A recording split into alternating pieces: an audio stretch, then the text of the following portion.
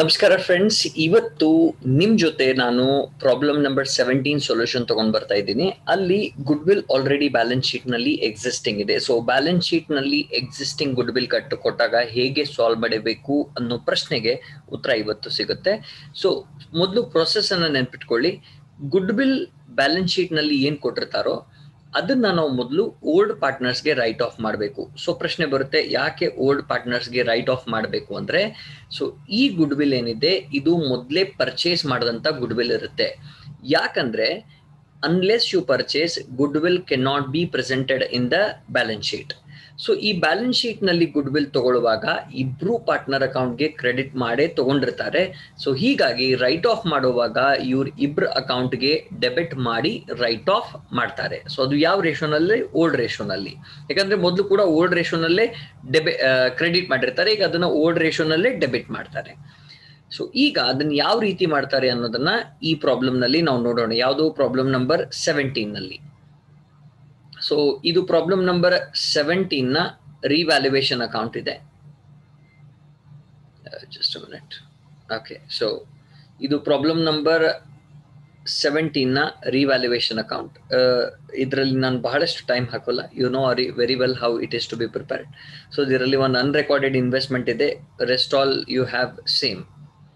So ಅದ ನಂತರ ನಾವು ಯಾವಾಗ ಪಾರ್ಟ್ನರ್ಸ್ ಕ್ಯಾಪಿಟಲ್ ಅಕೌಂಟ್ಗೆ ಬರ್ತೀವಿ, so these are the usual entries what we pass in admission of partner. ನಾನು ಅಡ್ಮಿಷನ್ ಆಫ್ ಪಾರ್ಟ್ನರ್ ನಲ್ಲಿ 3 ಕ್ಯಾಪಿಟಲ್ ಅಕೌಂಟ್ ನೆಲ್ಲ ಒಟ್ಟಿಗೆ ಹಾಕೋಲ್ಲ, ಬಿಕಾಸ್ ಎರಡರಲ್ಲಿ ಬರುವಂತಹ ಎಂಟ್ರಿಗಳು ಬೇರೆ ಬೇರೆ ಆಗಿರೋದ್ರಿಂದ ಎರಡೂ ಅಕೌಂಟ್ ಅನ್ನ ಬೇರೆ ಬೇರೆ ಹಾಕೋದೇ ಒಳ್ಳೇದು ಅಂತ ನಾನು ಓಲ್ಡ್ ಮತ್ತೆ ನ್ಯೂ ಬೇರೆ ಬೇರೆ ಹಾಕ್ತೀನಿ.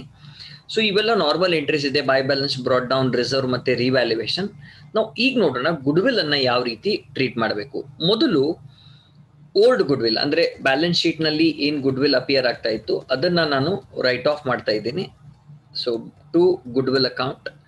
So it is the rupees 9,000. I think sorry rupees 15,000 ಇತ್ತು ಬ್ಯಾಲೆನ್ಸ್ ಶೀಟ್ ನಲ್ಲಿ.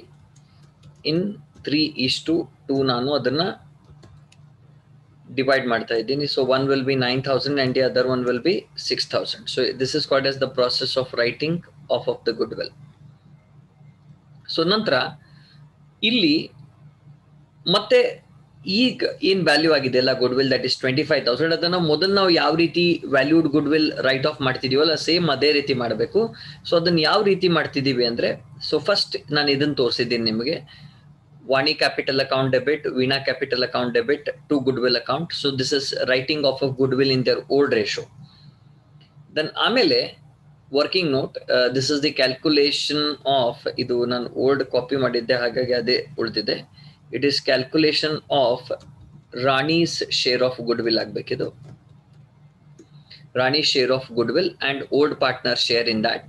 So we know that the total goodwill is 25,000 and ಆ 25,000 ನಲ್ಲಿ 1/6 ಶೇರ್ ಅಂದ್ರೆ 4167 ಆಗುತ್ತೆ. ಸೊ ಇದನ್ನ ನೀವು 3:2 ನಲ್ಲಿ ಡಿವೈಡ್ ಮಾಡಿದಾಗ ಒಬ್ಬ ಪಾರ್ಟ್ನರ್ಗೆ 2,500 ಬರುತ್ತೆ. ದಟ್ ಇಸ್ ವಾಣಿ ಶೇರ್, ಇಲ್ಲಿ ನೋಡ್ತಾ ಇದ್ದೀರಾ ನೀವು. ಅಂಡ್ ವೀನಾ ಶೇರ್ ಏನಂದ್ರೆ ದಟ್ ಇಸ್ 2/5. ಈ ಪ್ರಾಬ್ಲಮ್ ನಲ್ಲಿ ಸ್ಯಾಕ್ರಿಫೈಸ್ ರೇಷೋ ಕ್ಯಾಲ್ಕುಲೇಟ್ ಮಾಡೋಕೆ ಏನು ಇನ್ಫಾರ್ಮೇಶನ್ ಕೊಟ್ಟಿಲ್ಲ. ಸೊ ನಾವೇನ್ ತಿಳ್ಕೊಳ್ತೀವಿ ಅಂದ್ರೆ ಓಲ್ಡ್ ಪಾರ್ಟ್ನರ್ಸ್ ಏನಿದ್ದಾರೆ ಅವರು ನ್ಯೂ ಪಾರ್ಟ್ನರ್ಗೆ ತಮ್ಮ ಓಲ್ಡ್ ರೇಷೋನಲ್ಲೇ ಸ್ಯಾಕ್ರಿಫೈಸ್ ಮಾಡಿದ್ದಾರೆ ಅಂತ ತಿಳ್ಕೊಂಡು ನಾವು ಅದನ್ನೇ ಸ್ಯಾಕ್ರಿಫೈಸ್ ರೇಷೋ ಅಂತ ತಗೊಳ್ತೀವಿ. So it is assume that the old partners are sacrificing to the new partner in their old ratio only. So ಇದರಿಂದ this entry will come into existence. So ಇಲ್ಲಿ ಸ್ವಲ್ಪ ಚೇಂಜ್ ಮಾಡ್ತಾ ಇದ್ದೀನಿ. It is Rani capital account debit, that is 4167 to Vani's capital account and to Veena's capital account in their old ratio, or you can say in the sacrifice ratio. Here sacrifice ratio itself is the old ratio. So ಇದನ್ನ ನಾನೀಗ ಇಲ್ಲಿ ತೋರಿಸ್ಬೇಕು, ಎಲ್ಲಿ?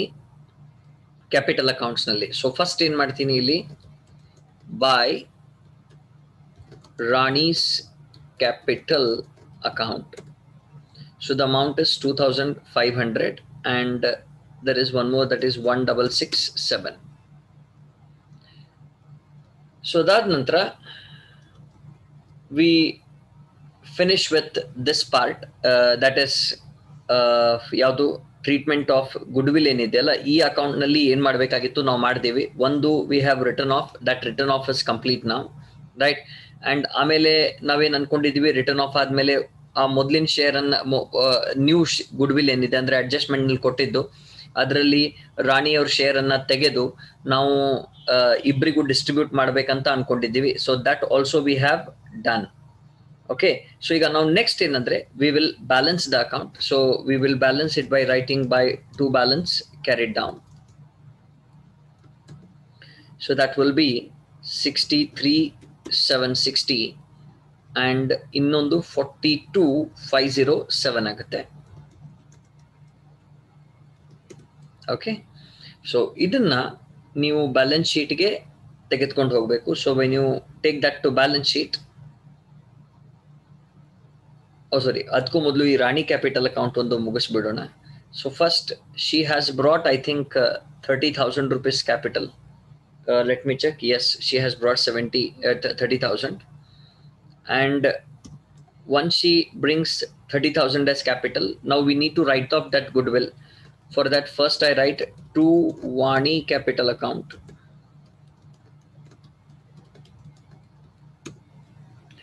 and next is to Veena capital account.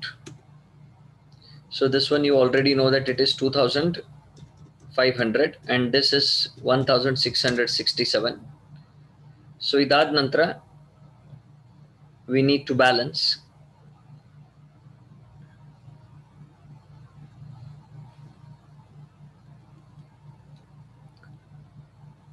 So balance ಎಷ್ಟಾಗುತ್ತೆ ಅಂದ್ರೆ ಇಲ್ಲಿ 30,000 ಇದೆ, ಇಲ್ಲಿ ಎಷ್ಟು ಬರ್ತಾ ಇದೆ 4167. So the balance will be 25,833 ಬರುತ್ತೆ ಇದು. So this becomes 30,000 total. So ಅದನ್ನೇ ನಾನಿಲ್ಲಿ ಕ್ಯಾಪಿಟಲ್ ಅಕೌಂಟ್ಸ್ ನಲ್ಲಿ ತಗೊಂಡಿದ್ದೀನಿ. So you are seeing, and even ಇಲ್ಲಿ ಕ್ಯಾಶ್ ಬ್ಯಾಲೆನ್ಸ್ ನಲ್ಲಿ ಮೊದಲು 6,000 ಇತ್ತು ಪ್ಲಸ್ 36 ಆಗಿದೆ. ಸೊ ಇವೆಲ್ಲ ರಿವ್ಯಾಲ್ಯೂಡ್ ಫಿಗರ್ಸ್ ಅನ್ನ ತಗೊಂಡಿದ್ದೀನಿ ನಾನು. ನೀವು ನಿಮ್ಮಲ್ಲಿ ಹತ್ರ ಬೇಕಂದ್ರೆ ಕ್ಯಾಲ್ಕುಲೇಷನ್ ಮಾಡಿ ನೀವು ಎಕ್ಸಾಮ್ ನಲ್ಲಿ ಮಾತ್ರ ಕಂಪಲ್ಸರಿ ಇನ್ನರ್ ಕಾಲಮ್ ನಲ್ಲಿ ತಗೊಂಡು ಅಡ್ಜಸ್ಟ್ ಮಾಡಿ then you need to take into outer column. So after doing this your balance sheet total will be 1,72,100. So hope you have understood, and if you like this video you can subscribe, you can press on the bell icon so that whenever we put new videos you will be getting the notification. So here I write the share, that is I mentioned that it is old ratio is equal to sacrifice ratio, which is equal to 3:2, right? So this is the highlight of the problem, that is goodwill appearing in the old balance sheet should be compulsorily written off as per AS 26, because AS 26 does not allow you to keep the goodwill. Usually it is purchased goodwill, it can be kept, but we assume that it is written off. Then goodwill appearing in the adjustment should be treated as we treat in value and written off case. That's what I did. Okay, so thank you very much. Hoping that you have understood. I conclude this class.